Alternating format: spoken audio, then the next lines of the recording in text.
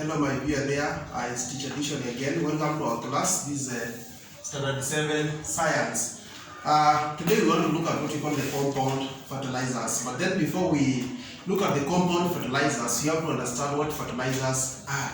We had already talked about the fertilizers. We see that they are the special chemical substances which are added to the soil to add more nutrients to the soil so that the plants may grow well.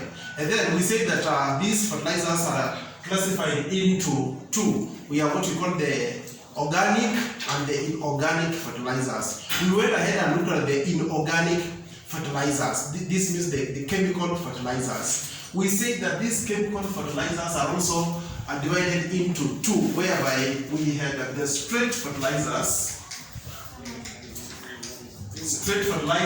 and the compound fertilizers. So in our previous lesson we talked much about the straight fertilizers. We say they only contain one macronutrient. I want to believe that you know the macronutrients, those required by plants in large amounts. Then for today, let's just move a step ahead and look at the compound fertilizers. What are compound fertilizers? You are saying that these compound fertilizers are the chemical substances which contain more than one macronutrient. Remember, the macronutrients are also known as the major nutrients, those required by plants in large amounts or in large quantities. Examples are hydrogen, nitrogen, phosphorus, potassium, and so on. So, when you talk about compound fertilizer, this one contains more than one macronutrient, unlike the straight fertilizers that contain only one macronutrient. This one may contain only one macronutrient. But then for the compound, they contain more than one. That means it could be 2 or 3 or even more. So we only have, let us say that the compound fertilizers are also known as mixed fertilizers. We may also call them the mixed fertilizers. When we look at the examples of the compound fertilizers, we only have 3 compound fertilizers. Remember, for the straight fertilizers, we say that we have what we call the nitrogenous fertilizers. I hope you remember the examples. Then we have the phosphatic fertilizers, and we had the potassic fertilizers.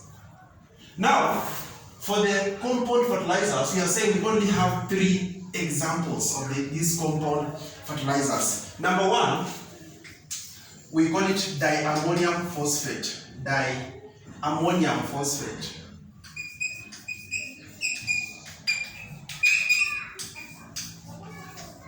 Diammonium phosphate. These are compound fertilizer. It contains more than one macronutrient. Number 2, we have what we call the monoammonium phosphate.